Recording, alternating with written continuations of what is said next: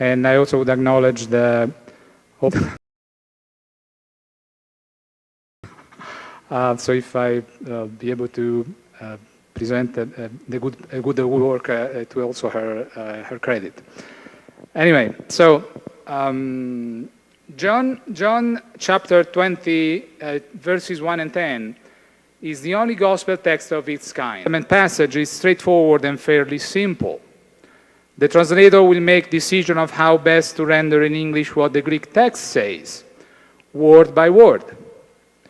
Most published translations of John chapter 20, verses 1 through 10, render the Greek text in a straightforward manner, that is, without thought to other issues that might influence the translation. However, issues like themes operating within the gospel, special terms, multiple meanings of words, and coherence with other passages must be taken into account.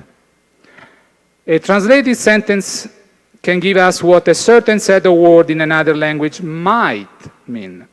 What we are really after is that particular meaning intended by the writer, chosen from among all the options.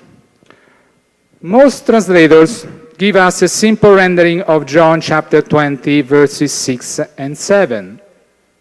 For example, what is on the screen, then Simon Peter came, following him, and went into the tomb.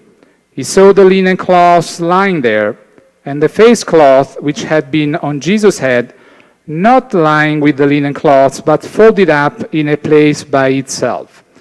This translation is from the English Standard Version. But inconsistencies and unanswered questions arise from this straightforward translation of John chapter 20, verses 1 through 10, in isolation from the other issues. We should bear the following in mind. The first, that in certain parts the meaning of the Greek text is ambiguous. Second, that sometimes Greek words themselves have more than one possible meaning. Third, further, this Greek text of verse 7 describes something unique with no parallel. Never in the history of the world, before or since the event described, were there witnesses at the tomb scene like this one, where a body was missing, and burial cloths were still present in a particular configuration. The beloved disciple John had to find words to describe what no one had described before. There was no standard way to say it. Literally, he said of the Sudarion, it was rolled up, quote, in one place, close quote. This is clearly an idiom, an expression that is not to be taken strictly literally. So, while translations provide their simple rendering of the sentences, commentaries, journal articles, and other scholarly writings move beyond the simple rendering to discuss the full range of meaning and to determine which option is best. That kind of investigation is before us now. So, themes in John. The Gospel of John is a masterpiece of thematic development, starting with the prologue, where we first encounter the dualistic theme of light and darkness. Closely related to this is another theme, sight and blindness. This theme is notably illustrated in chapter 9, when a man born blind is healed by Jesus. He also came to see that Jesus is from God, while the authorities remain spiritually blind, unable to perceive the truth. In chapter 20, it is the beloved disciple who sees that Jesus has been raised, not just removed from the tomb. Quote, he saw and believed, close quote, says the text of verses 8. Though he did not yet realize that the scriptures had foretold this. The truth was revealed to him. The themes of light and darkness and sight and blindness must not be forgotten when we read John chapter 20. Unusual words. Words chosen by John carry the story. He's a master of word use. And we must not fail to recognize this as we search for the intended meaning of the passage before us. Concerning verses 6 and 7, the highly renowned scholar Raymond Brown said, quote, almost each word must be considered, close quote. And he said this in the Gospel according to John 31-21 by the Anchor Yale Bible Commentary Series, 2007, page 986. Let's consider some of them now, some of the words used by John. Theoreo and blepo, observe and see. The Greek of John's Gospel has Peter observing, theorei, the appearance of the burial cloths. It is only the beloved disciple who sees, blepe.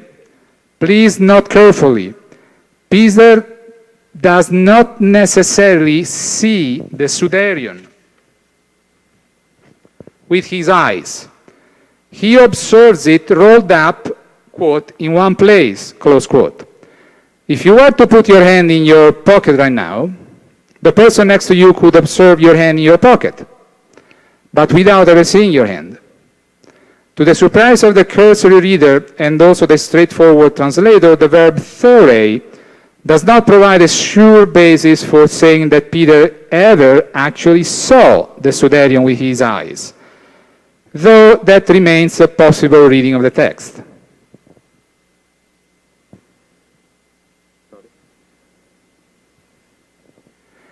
Kemai, rest, recline. The burial linens, which we logically take to be a shroud and one or more thigh bands, are described as keimena, a participle of kemai, with the usual meaning of reclining or resting.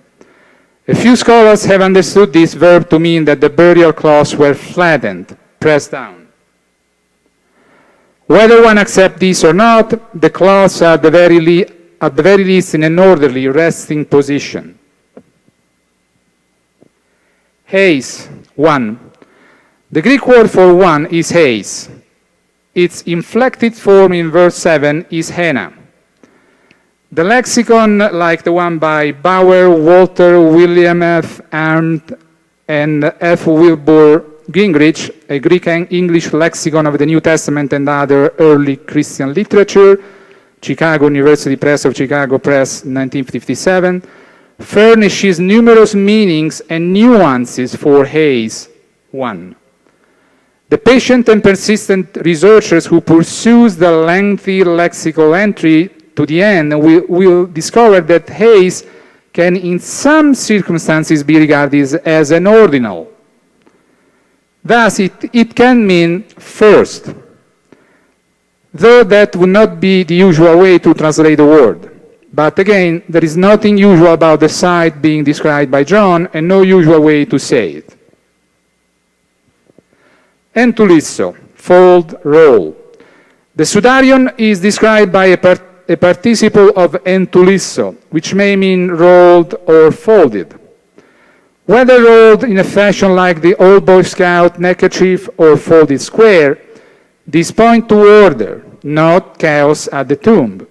Some have imagined that Jesus folded the cloth himself and left it in the open as a sign to his followers. But that not only imports an untold action into the story, it raises the question of why he did not also change the arrangement of the other burial cloths, and why of this folding of the sudarion would have meaning at all.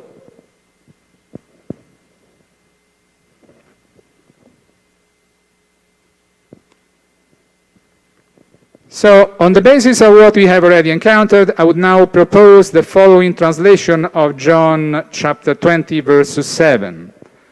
Quote, he, Simon, observed the linen cloths lying, and the sudarion which had been upon his head, not lying with the burial cloths, but separate from view where it was at first. Close quote. This would further require that the sudarion which originally covered Jesus' head at the cross had been repurposed as a chin band, rolled up and then tied or pinned around the face. We had said nothing about Jewish burial practices, but we must now recognize this about the Sudarion. Whether or not the Sudarion in John chapter 20 is the Sudarium of Oviedo, we cannot possibly think of it as free of blood. Probably since Talmudic times, the victim of unnatural death was clothed in his blood-soaked garments and then placed within a shroud. Namanides Torat Ha'adam and Inyan HaHozaha. It seems very unlikely that the cloth with the victim's blood would be interred in the same tomb as the victim, but in a different location within the same tomb, a separate place by itself. That would be to deny the blood of the victim the same hope of resurrection held for the body. The blood on the Sudarium would argue for its placement inside the larger set of burial cloths. We can only conclude that Peter observed the contour of the rolled up Sudarion still in its, quote, first place, close quote, where Jesus' face had been within the now empty shroud. This is what John means for us to understand. Only by taking the Greek text this way do we answer problems raised by the themes in John, as well as the words he has chosen. And there are further reasons to justify this translation, in fact, to require it. Coherence. Reasons for my proposal translation include coherence with what John presents elsewhere. As it turns out, in chapter 20, verses 7, chapter verses 20, verses 7 is bracketed by two passages relevant to the tomb scene. The first is John chapter 11, verses 1 through 44, which tells the story of the raising of Lazarus. Lazarus is entombed in a manner like Jesus will soon be entombed. He is wrapped in linens with the cloth tied around his face. Jesus' final statement in this scene is, quote, "Unbind him and let him go," verses 44. Though Lazarus had been brought back to life after 4 days in his tomb, his physical body is still material and tangible. He has been raised to corporeal life, not to full resurrection as Jesus will be. Lazarus must be untied. The scene in Jesus' tomb in chapter 20 contrasts with this. No one is present to untie Jesus, and this is clearly not necessary. Further, the appearance of the linens lying, keimena, resting, speaks against any sign of effort to be freed from the linens. The burial cloths are not scattered or strewn, but lying. And however we are to understand the appearance and the location of the Sudarion, it is clearly in an orderly condition. Nothing about this scene is chaotic. What Peter does not yet see is that Jesus has escaped his burial linens in contrast to Lazarus, who had to be unbound. The scene as described in the Greek is consistent with the vanishing and dematerialization of Jesus' body. Later in chapter 20, Jesus will appear in the presence of his disciples, though the doors are locked for fear of the enemies, in verses 19 and 26.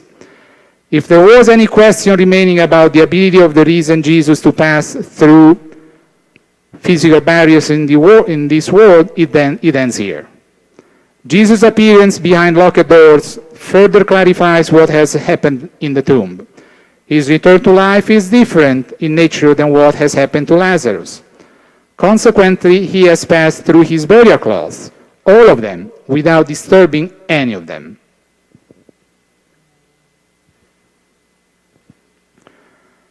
So, revelatory nature. We have yet to discuss the single most important issue for understanding this scene.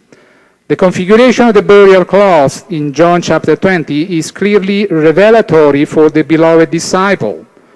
We cannot accurately choose among translation options without recognizing this fundamental truth. The appearance of the various burial cloths enabled the beloved disciple to see while Peter only observed. Unless the translation helps the reader understand the revelatory nature of the scene, it must give way to something better. The standard way of translating verses 6 and 7 offers no revelatory information at all.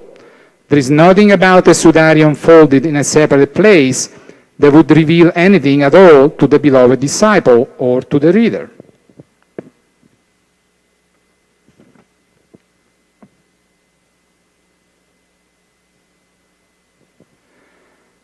Eliminating scenarios. Scholars have understood John's description of the tomb and its contents in several ways. We may now undertake a process of elimination.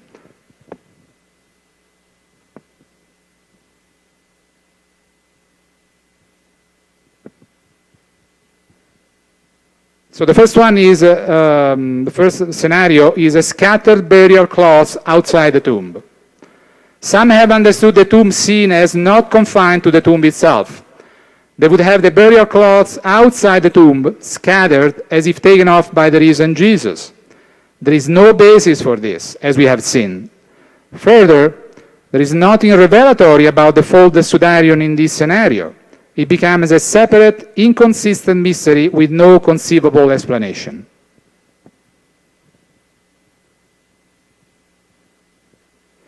The second scenario is a scattered burial cloths inside the tomb. This proposed scenario is better than the previous one, but it does not take seriously enough the verb kaimai, reclining, resting, nor the intended contrast between the Lazarus tomb scene and this tomb scene, nor the revelatory nature of the abandoned burial cloths, especially the sudarium. And then the third possible scenario is orderly burial cloths with the sudarium in a different place. As we have seen, this is the favorite way published translations describe the tomb scene in John 20.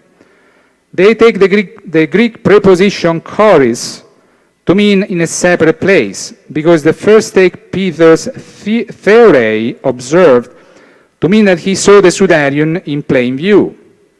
This remains one possible translation of the words of the text. But when we place the text within the larger Gospel of John and ask what John means for us to understand, we must reject this scenario. The difficulty is with the placement of the sudarium, specifically mentioned and undoubtedly important. What was revelatory about a rolled or folded sudarium in a separate place? It might simply have been left there mistakenly by servants of Joseph of Arimathea or Nicodemus when they had closed the tomb on Friday in haste. Nothing about a visible separate sudarium is revelatory, but whatever the beloved disciple saw was revelatory. It allowed him to see and believe.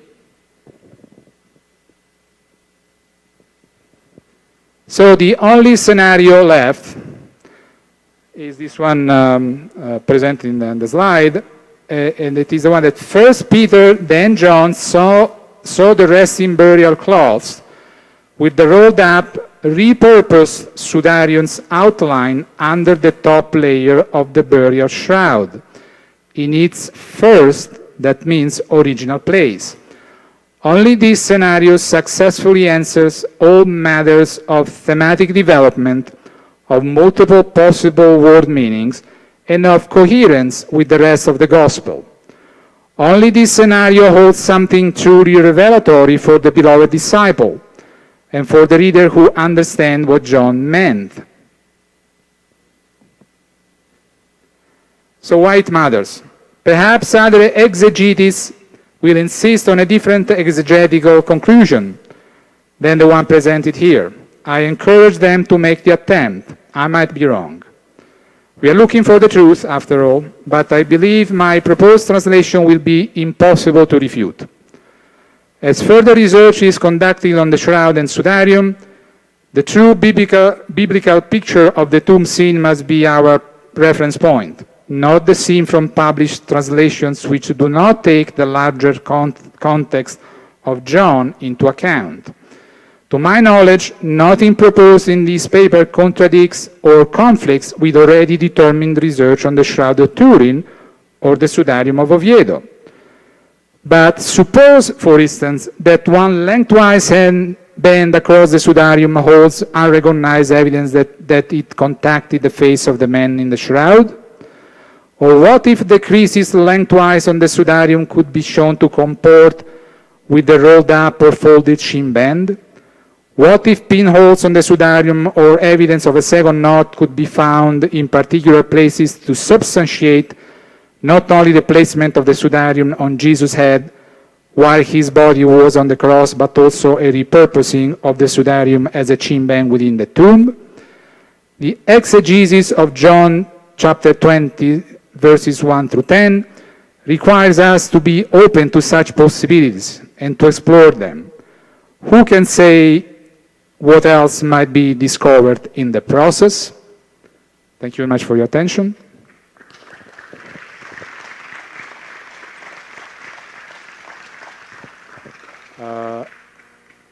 I had asked Robert, and since I have a few minutes, although I'm not a presenter, if there are any questions, I don't know, I will try to... Was there any questions? No. Okay, I have one. Oh. Which is the most difficult language to translate? Since you're a translator. Well, definitely Hebrew. Hebrew.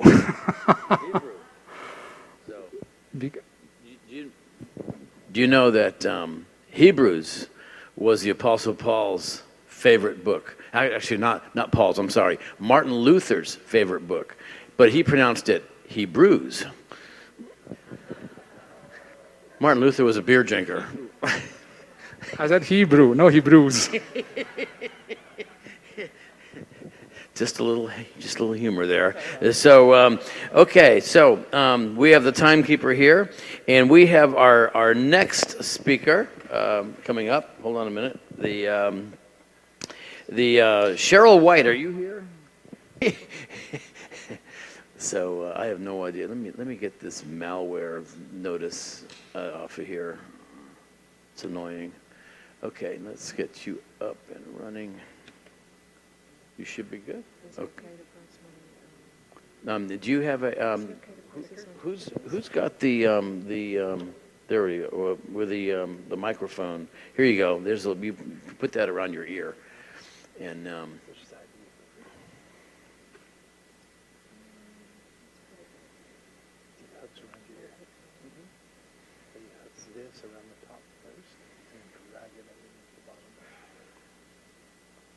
you got new batteries to keep putting in there.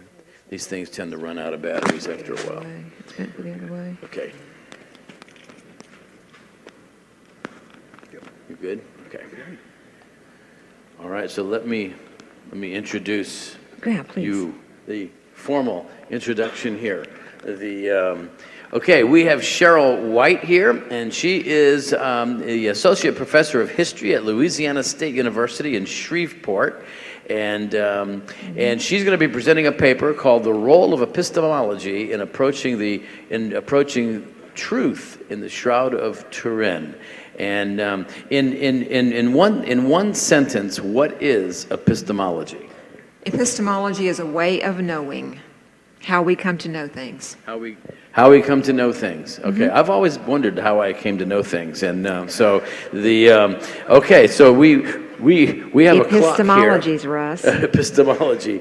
See, okay, there's your clock, and you have until 12 noon on the clock. Okay. Okay. All right, away, I will. Let's give I will. Cheryl a big hand. Thank you.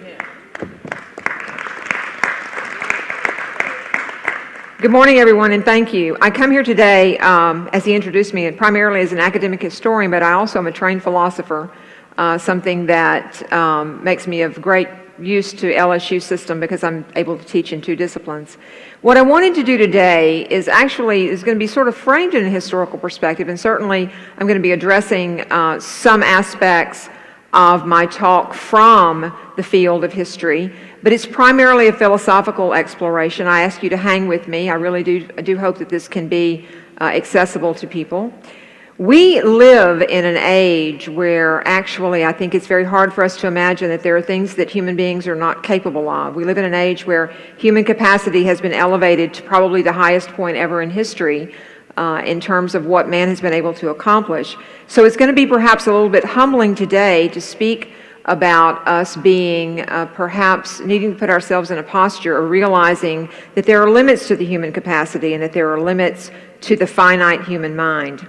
I want to begin by pointing out something that I know is rather obvious to everyone, and this is because Russ spoke last night about this, and I know that one of the speakers this morning spoke about this, but it needs to be said again, especially in a philosophical context, because this is the most studied object in all of human history.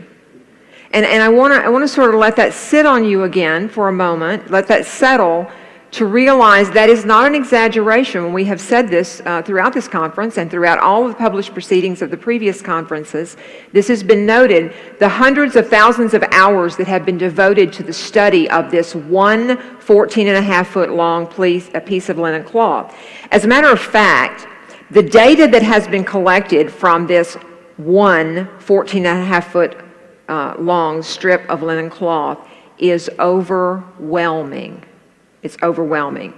Every new scrutiny, every new measure, every new test, every inquiry that has been applied to the Shroud of Turin has yielded more questions, which is a real peculiarity to previous historical artifacts that have been studied.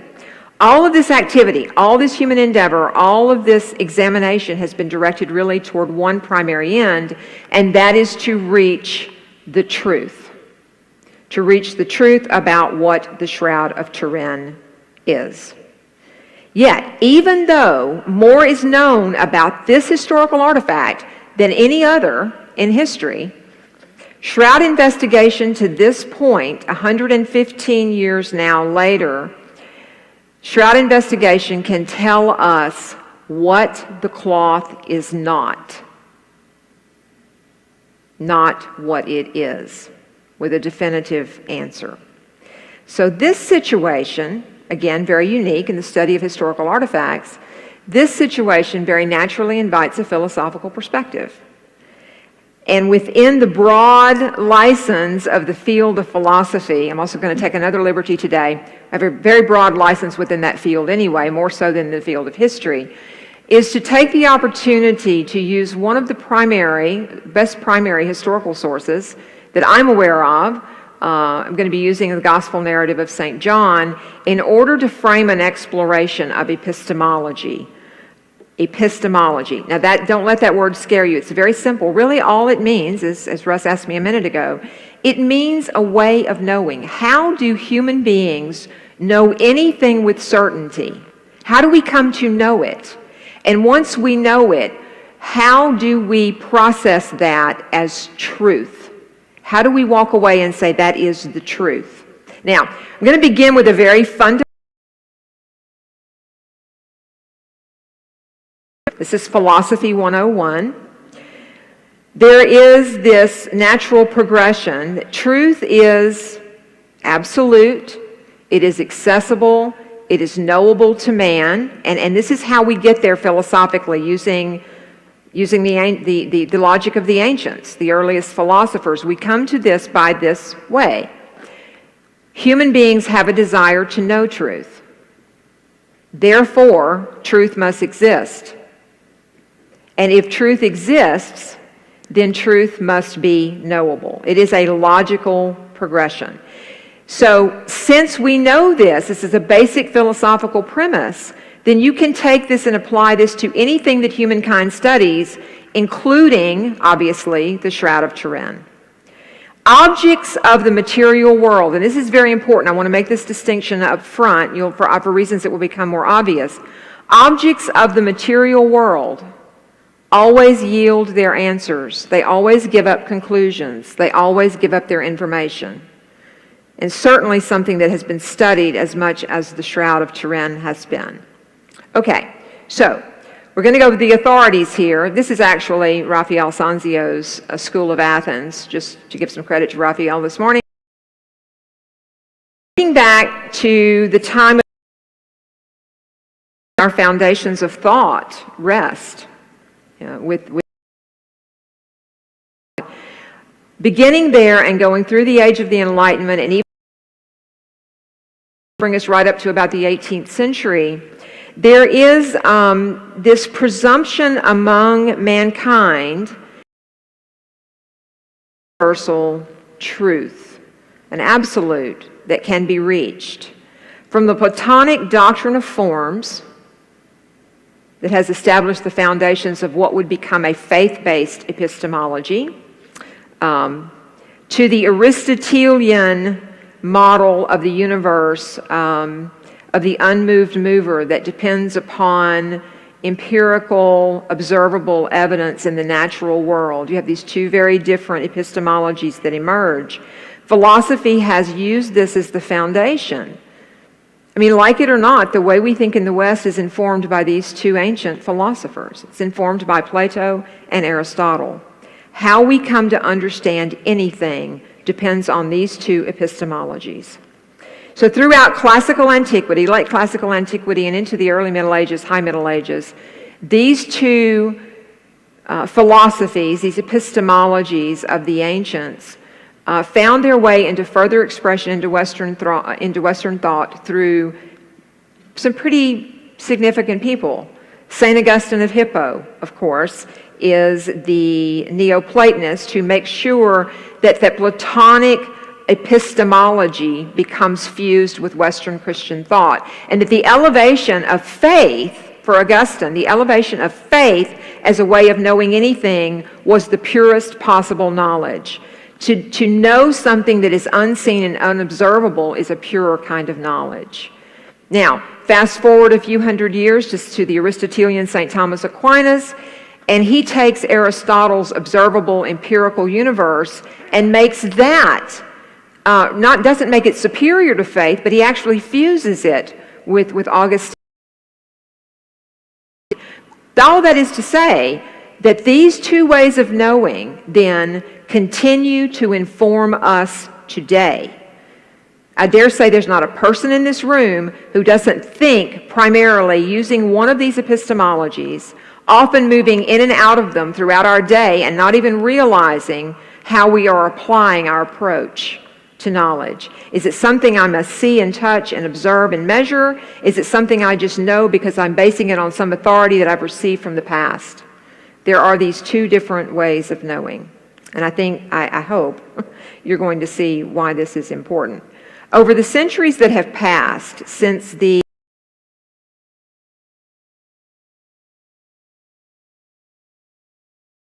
Shroud of Turin into the historical,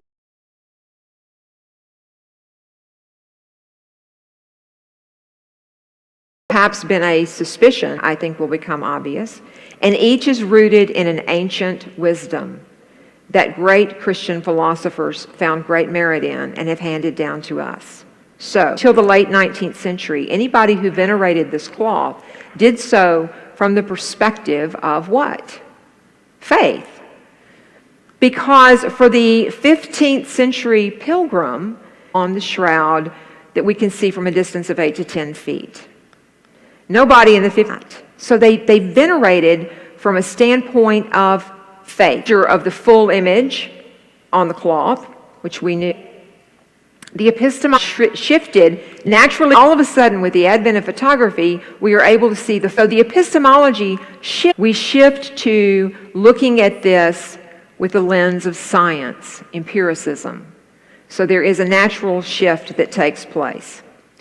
Plato taught that human being fullness to miss the fullness of the truth, because our humans are physical, right?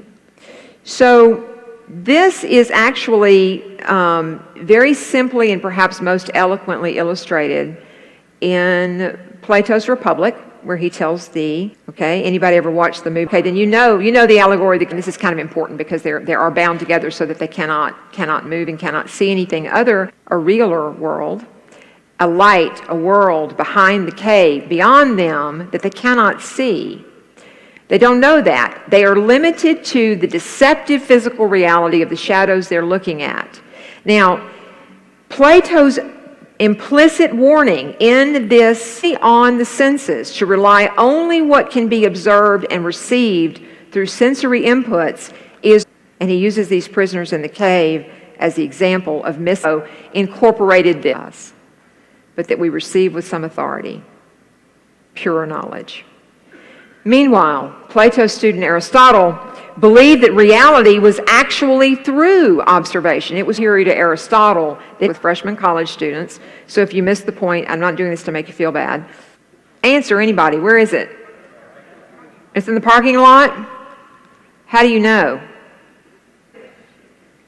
Exposition with college students. This usually split about 50-50. About 50% it, but I have faith because that's where I left it. That was my last experience with it, right? That illustrates the point I'm trying to make, is that for Plato, for Aristotle would say, if you can't see your car, it's not there. Well, not yet. In 100 years, we might have to have a different conversation. So, chemists, botanists, forensic experts, medical experts from every field, anthropologists, historian cloths to say we want to find the truth. All these different perspectives. And there's something that is quite intriguing, actually very beguiling about one of the things I love is that I can fix a beginning and I can fix an ending and I can look at all the factual data points in between. And there is a comfort and a predictability that comes with the order of being able to tell the narrative, to tell the story. Historians depend upon those fixed points. And so that order, I think, is probably what many of us in academic fields feel drawn to in our own disciplines. And discipline, that's a really good word to bring to this. And not just because it is the same root of the word disciple, and not just because we're talking about our fields in higher education, but it's basic dictionary definition. Discipline, the basic definition is this, I'm quoting Merriam-Webster, is to observe rules or a standard code of behavior with the purpose of bringing order to that which has none. Bringing order to that which has none. When you think about it this way, there has been more ordering brought to this cloth than anything else ever in history. With more beginning of the age of the Shroud, its undisputed, documented appearance of John Jackson in the VP-8 analyzer of NASA that gave us the info, which kind of blows the mind, the 1978 STIRT project. So we have all of these points at which the academic historian could say, well, it began here, it began here, it began here. So the limitations of the human capacity that exist even in my discipline of history, which is a little bit more objective than other liberal arts. So, when does the age of the Shroud examination begin? Since I think that's kind of an interesting for the historian to ask, this is arguably the most unique object that's ever existed in history. So where do we begin the point? Because the qualities and the characteristics of this particular strip of linen cloth point to a scourging, a crowning with thorns, and a crucifixion that was done in Roman fashion, which has been eloquently expressed by other presenters here, a scourging, a crowning with thorns, and a crucifixion in Roman fashion, it appears to me, at least, and this should be an obvious point, that the man depicted on the cloth cannot be presumed to be anybody other than Jesus Christ. He cannot presume to be anyone else. It is not the image of some obscure, unknown, ancient or medieval victim of torture, because there is no other man in history known to have suffered the unique, forensically demonstrated wounds that are on this cloth. There's no other person in history. The question should never be whether the cloth depicts Jesus Christ. It does. The question is how this undeniably unique depiction of Jesus Christ was made. And that's what we're about, right? Finding that truth. So this is the objective that has driven all of Shroud examination. And we approach this, or some people do, with the idea that somehow it's going to, and that is a failing proposition for reasons that will become obvious. However, full disclosure, this historian standing before you today is presenting the Shroud of Turin, not the assumption, the conviction that the Shroud of Turin is in fact the burial cloth of Jesus, and it does in fact bear the light imprinted, radiated image, however you want to describe that, of a resurrected Jesus Christ that is in fact mentioned in all four gospel accounts. So therefore, for me, the age of Shroud examination doesn't begin in the 15th century, or even really if we wanted to go back to the image of Edessa in the 1st century, shroud examination does not begin there. It begins with St. Mary Magdalene, St. John, and St. Peter at the arrival at an empty tomb. I am going to be using the Gospel of John, St. John, as an example of sort of contrasting or very, very different conclusions based upon having the same data, the same information, demonstrated very well in that particular gospel. And I'm going to talk just a minute about why I'm using this particular gospel. The 3 synoptic gospels, of course, always place Mary Magdalene. Mary Magdalene is at the center of the resurrection narrative in the other 3. She is the one who first learns of the resurrection and informs the others. Indeed, have Mary learning first, she has this direct angelic encounter, able, of course, process using that. But the historian, I stand before you today, and I gave you this disclaimer up front, the historian in me has to be naturally drawn to the best primary source. And who is that?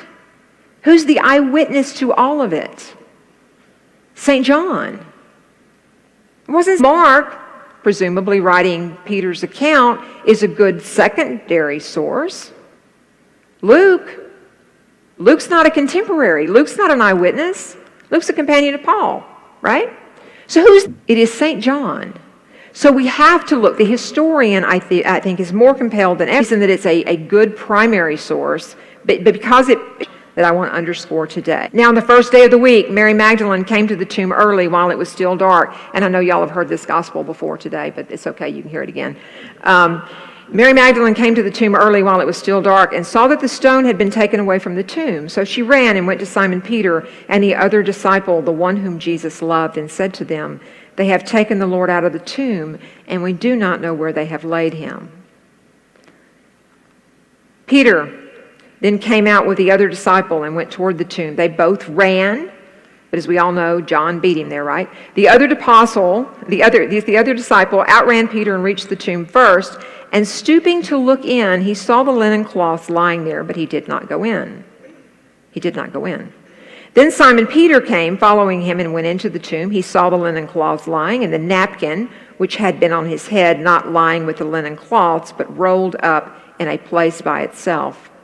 Then the other disciple who reached the tomb first also went in, and he saw and believed. Within St. John's account, there are 2, arguably 3, if you count, when we're going to be counting a later experience of St. Thomas, there are arguably three very different responses and approaches to the same event. It is difficult to know with certainty that Mary Magdalene entered the tomb, but we can assume from the reading of this that she did not. She arrived at the tomb early while it was still dark. She saw that the stone had been rolling away from the tomb, but she did not enter, because if she had entered, she would have seen what John and Peter saw, which was the empty burial shroud. So we can assume that she did not enter the tomb. St. Peter, of course, boldly enters, sees not only the shroud left behind, but also presumably what is known today as the relic of the Sudarum of Oviedo. John is clear that he at least peeked in to the tomb at first. He also comes to the conclusion that Jesus has risen from the dead.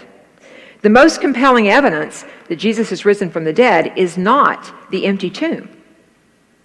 It's not the empty tomb. If you go into the parking lot and your car is gone, you're not going to assume it drove away itself, right? The natural conclusion, perhaps is the one that Mary Magdalene reached without having full evidence, is that somebody had stolen the body. Grave robbery was a possibility. But we can assume this, that because St. John and St. Peter both entered the tomb, we can assume today that they both would have picked up, no doubt handled and held and marveled at this cloth, making them the very first shroud investigators in history. The very first. They were both the first pilgrims and the first scientists.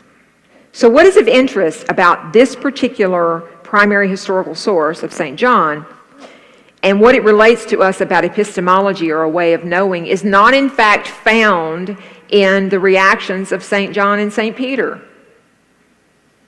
Perhaps of greater interest is the reaction of St. Mary Magdalene, whose immediate conclusion was not that Jesus had risen from the dead, but that someone had stolen his body. This initial conclusion indicates, again, as I said, she did not see the burial cloths and seems to have missed what her companions have already processed. That morning, all three of these individuals were faced with something we confront every day in our lives. It's a principle in philosophy, basic principle. Philosophers have a fancy name for it. It is called the principle of sufficient reason.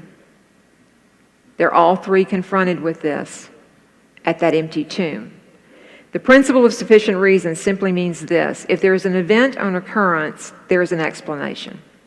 And humans are programmed to seek it. I dare say that right now, if a flock of seagulls flew in here, there's not a person in this room who's going to look and say, okay, right?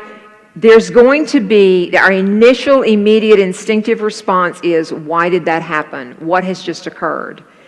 It's a universal philosophical phenomenon. It applies to all human beings. It's called the principle of sufficient reason. So the three are confronted with that. They need to know what happened. What explains this? Was the body removed by thieves, or was the body resurrected? And what evidence does one turn to for answers?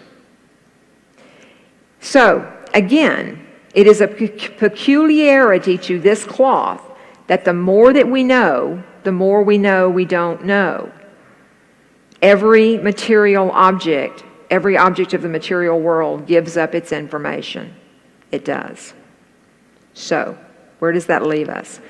The persistent questions that we have, and if we have persistent questions today, it's not from a lack of information, as I said earlier. People that will continue to allege that this is a medieval forgery, in light of the overwhelming data we have, actually obviates the opposite conclusion, is that it could not be a medieval forgery. Because a medieval forgery, by now, logic would tell us that that would have been revealed to us because of all the information that we have. So this unique condition of the study of this unique condition of the shroud points to perhaps more of a need than ever for us to engage the field of philosophy, for us to engage going back to the basics of how we approach anything with an expectation of knowing it. How do we do that? Philosophy hinges on the very essence of knowledge, and here's a key term: the human capacity to know it. A human capacity to recognize a conclusion when we have one. The challenge with the shroud is clearly a limitation of the human capacity.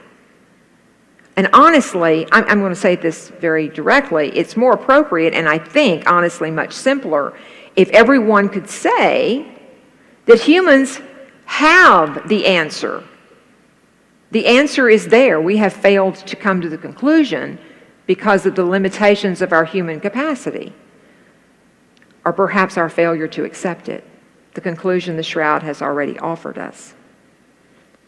There are many people who are determined to deny that this could be the burial cloth of Jesus, much less bear a radiated imprint of a resurrected man. But let us remember that there are many people who never needed any proof at all, still need none today, and for 550 plus years, since its first public display in Lille, France, until 1898, when Secunda Pia took that famous photograph, for over 550 years, no pilgrim, no one ever approached that cloth with anything like the knowledge you have today.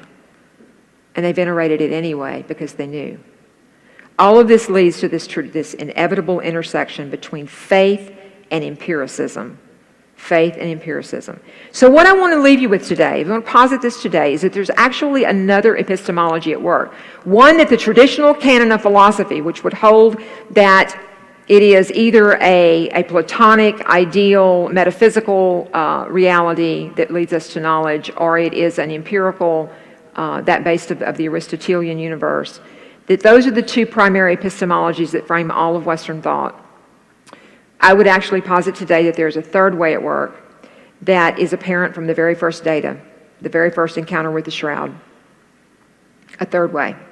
A stone rolled away, an empty tomb, the evidence left behind.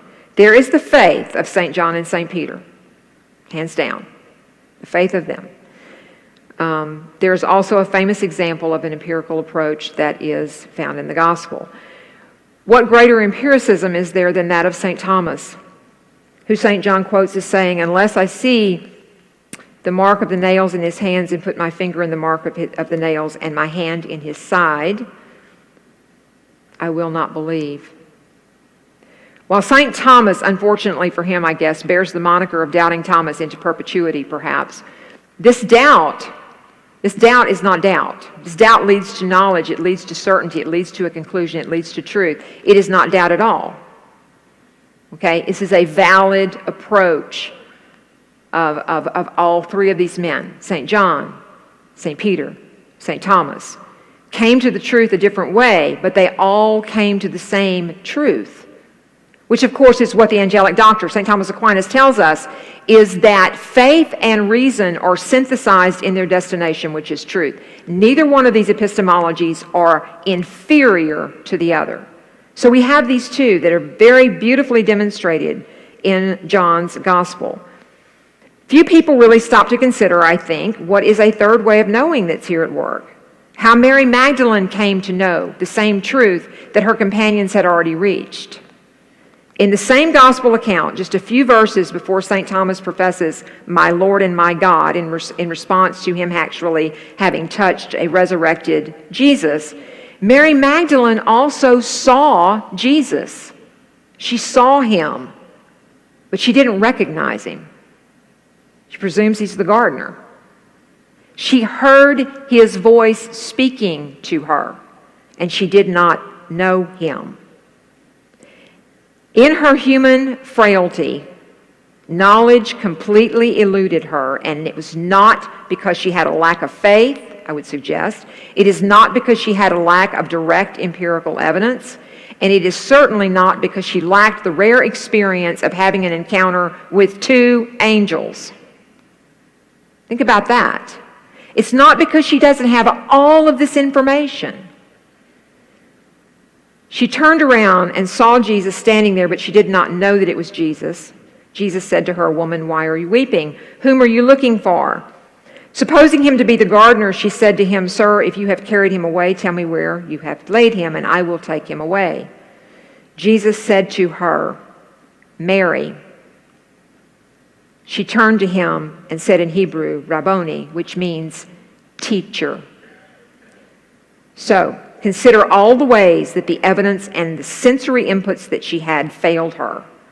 Mary had just been in the company of two men who were already convinced that Jesus had risen from the dead, and as the first shroud experts, right, who were St. John and St. Peter, don't you assume they tried to convince her? They're the first experts, and they've tried to convince her.